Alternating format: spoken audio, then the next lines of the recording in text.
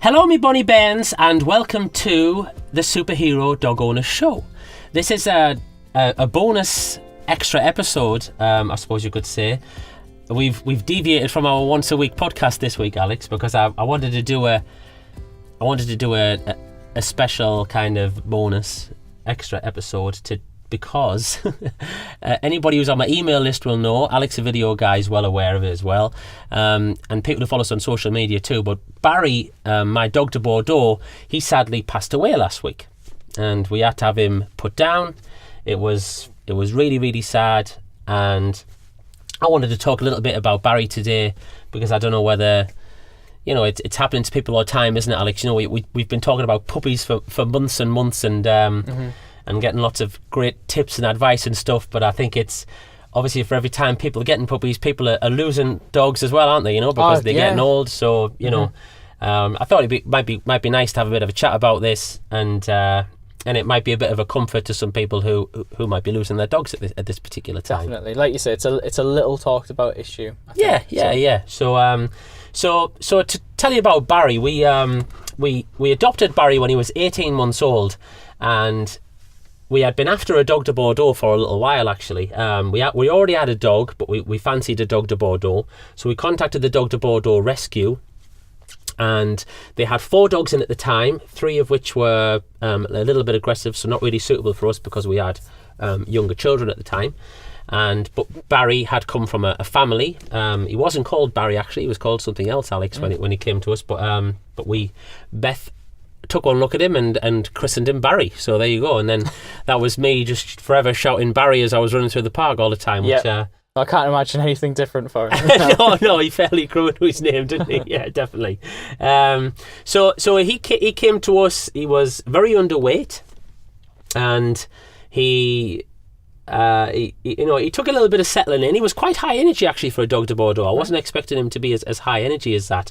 And so I had to exercise him a lot. I used to jog with him, and we used to take him out on the bike as well. You know, I used to quite like doing quite sort of high intensity sprints, not for very long, but just, you know, I used to find that he would settle better once as we know now, obviously, that, you know, the dogs who exercise better, you know, they generally eat and sleep and behave better as well.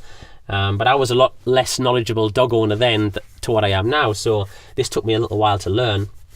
But he settled in with the family pretty much great straight away, you know. He went on to become a firm favourite for everybody who follows the page or the podcast or the book. You know, he even got himself a star in place on the front cover of the book in his superhero outfit, which Julia created. And yeah, he was. I mean, you knew him, Alex, didn't you? You know what I mean? What was your first impressions of Barry? Was he? Because you've got little Otis, you know what I mean? And was he intimidating to you, or was he? You know, what was your impression of Barry? Yeah, at first, to be honest, because I've never been a full-time dog owner, so I haven't really had that much experience with like bigger dogs and stuff like that. I haven't known anyone who's had a bigger dog. So yeah, when we first started making videos and stuff, and I first saw him, I thought, bloody hell, like, big Barry, you know what I mean? Right. Big old Barry. But it didn't take long for his sort of true nature and character to come out, and me to just feel completely comfortable with him. Yeah. I mean, he had a lovely temperament, and as much as, you know, as is his nature, every time I came to your house and knocked on the door, he would always be barking. You know, as soon as I was in there, or anyone who came in, he just wanted to say hi and be friendly. And yeah, he did. He was just happy to get you lie by your feet and get his tummy rubbed, wasn't he, and stuff. So yeah, he was he had a lot of guarding traits. You know, obviously being a guarding breed, that's what he was bred for, and I think that took us by surprise as well, which shows how little kind of research we did into it, really, although we thought maybe we did at the time. And he had a couple of issues, some things that, you know, he wasn't comfortable with strangers touching him, and that was something that took me a little while to get to understand, really, but not being a very knowledgeable dog owner. Must have been quite difficult walking him out. Yeah, it was, because I think people, because he was such a good-looking dog, do you know what I mean? Well, to us he was. People really liked him, and they wanted to touch him and stuff like that, but it made Barry uncomfortable. So that was one of the occasions where I kind of had to listen to the dog, and eventually I listened to the dog, and the dog was telling me, look, I don't want to be touched by strangers here, and he was doing little air bites and things. Now, we were getting really worried at the time, and in the end, I just kind of had to say to Beth, right, that's it, we don't let anybody touch him, unless it's somebody that he specifically knows, like a relative or a good friend or something, then we don't let him touch him, and if that annoys the person, if that upsets the person, because people are very well-meaning, but sometimes they're a bit selfish as well. And they kind of, they say, oh, I'm fine with dogs and stuff. And, you have to be the one who says, look, hey, my dog doesn't like it. I know my dog doesn't like it. So if you know your dog doesn't like something, don't let people touch him, or don't let him, don't make him feel like he has to defend himself in any way, or the thing that he's got. So that was an issue that we had to overcome. But on the whole, he was a superb dog. I taught him to swim at the caravan. That was like really funny. And then that turned out to be something that you think to yourself, oh, bloody, why did I do that in the end? Because we couldn't keep him out of the water, could we? True, and he loved it. Come on, good boy. Come on. There's a good lad. That's a clever boy. You have to wait. You have to wait for everybody. Be bounding towards the beach, wouldn't he? Every time. Yeah, we've got lots of videos of Barry swimming and, with a GoPro on, splashing about in the water. He was a big clumsy old thing. So yeah, it's been lovely. And recently what's happened is we recently moved house, and feel like we've been packing up boxes for months, really. Well, Beth has mostly, but we've been packing up, and there's been boxes around, and he was a bit like not himself, and we thought it was because of the move. We were thinking that it was chewing him a little bit with all the boxes and stuff, and then we eventually moved, and he still really wasn't himself, and he was off his food and stuff, and so we took him to the vets, and eventually, after various visits, we blood tests and stuff, he was diagnosed with this pancreatitis, which had, it was making him not like food, basically. He was not, when he was smelling food, it was making this kind of enzyme, giving like a heartburny type feeling from what we can research from it. And it was putting him off food, and this was weird because Barry, was one thing that he did like, it was food, it was a food, he was a greedy dog. He was a greedy dog. He just loved his food.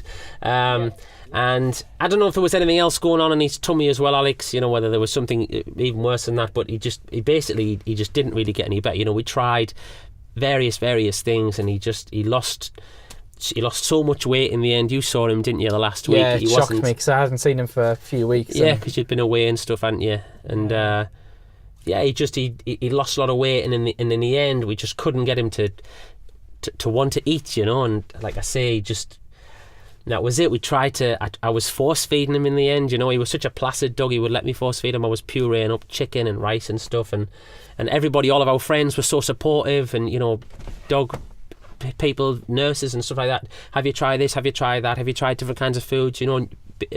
Nutritional people were getting in touch. Have you tried this? Have you tried that? And nothing really worked, and like I say, we had to, in the end, I was force feeding poor Barry, and we did that for about a week, and he was still losing weight, and he was getting weaker and weaker, and so we had to make the decision, really, and it's a weird thing, it's something that you never really, you don't know until you've experienced it. I know a lot of people watching will have experienced it themselves, but I talk a lot about being a responsible dog owner, don't I, when you're out and about and stuff, and then so that your dog is good for your community and you're looking after him and things like that. But then it would kind of hammered home to me the fact that you have the ultimate responsibility at the end of the day, don't you? Which is over your dog's life, and we had to take that responsibility and say, look, this dog isn't very happy.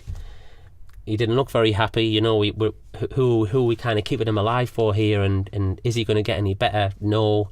Is he probably going to get worse? Yeah, he probably was. So that was the decision. So I took Barry along to his last visit to the vets, and I took him along. It was a really nice day, actually. It was a similar day to today, a little bit warmer. we had 5 minutes outside beforehand whilst we waited. I asked the receptionist to give us a shout when it was our turn. And we had 5 minutes just sitting in the sun, me and Barry. And then we went in and he managed to get up the steps okay.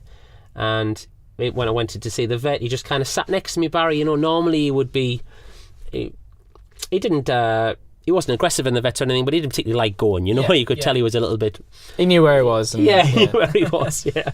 And you could tell he was happy to get out of there, But this time he just didn't seem bothered, and people have said, maybe he was ready and stuff, and I don't know, maybe he was. It was just weird, he was so peaceful, and I kind of sat next to him while I talked to the vet, talked it over, and Barry just kind of lay down on my leg, really, and maybe it seemed ready, It was, honestly, it was bizarre, which wasn't the case with my previous dog when she went, but years earlier. But and then and the vet, the vet did it, and like I say, he was almost kind of asleep before it. Yeah. Before the vet kind of finished it, really, and and that was it. And then I just had a couple of minutes with Barry, and that's it. And then he's gone, and it was really upsetting. Obviously, it was upsetting for everybody, Beth and the kids as well, and the response that we got from a lot of our friends and was amazing. The people who followed him on social media and followed his Facebook page, and or people on my email list. I had like hundreds of replies to the email that I sent out to people, and there was comments galore, and people loved seeing his sort of cheeky face, and that was really nice, and it was really nice and I really appreciated everybody. It helped us a lot, certainly that first night, and I don't regret doing it, I think it had to be done, and it was nice. For all it was weird the next day getting up and not having him there, and every little movements that you do, you just expect to see the dog there, and he's not there anymore. But it was a relief as well to know that I wasn't having to put him through that whole force feeding thing that I knew wasn't working, and I knew he wasn't really enjoying, and exactly. So that was nice too. So yeah, if you've lost a dog lately, then I know what you're going through, and yeah, it's a really, really sad time. People have asked, are we getting another one and stuff, and I don't know what we're going to do yet. Really, we haven't really talked about it very much. I haven't time to yeah, adjust definitely, yeah. I mean, last time we lost Flo. We did end up getting Sydney about 6 weeks later, but I think the time was different then. Obviously Barry was an easier dog, and I don't know, maybe we were just ready for it then. But so no rush to get another one, and yeah, that was it really. I just wanted to share with you what had happened with Barry, because and just to reassure people as well. Not that you need reassurance from me, but whatever you do is the right thing for your dog. And if as upsetting as it is, everybody who emailed said, yeah, they've been through that as well, and you have to do what's right for the dog. You have to take that responsibility of being the owner, the person who loves the dog, and if you love him, you need to do what's best for the dog at all times. All throughout his life, and then ultimately at the end of his life as well. So that's the end of the episode, Alex. We'll be back on track with a normal, with our usual podcast then. But I just wanted to share with everybody who watched the podcast, who maybe wasn't on our email list and stuff, that what had happened with Barry. Barry will be around still. We've shot loads of videos, haven't we, over the last 18 months, and so he will be cropping up on videos still. So you'll see his cheeky face messing about in the water, or eating Kongs, or pinching biscuits and things like that. So you'll see Barry. He'll still be around. He'll still be with me on the front, the podcast cover as well. But that's it really. That was a little shout out for our Barry, and we'll see you next time. Yes, that's a squeaker. Sit, Barry. Right, well, maybe leave that one, then we'll stick Barry.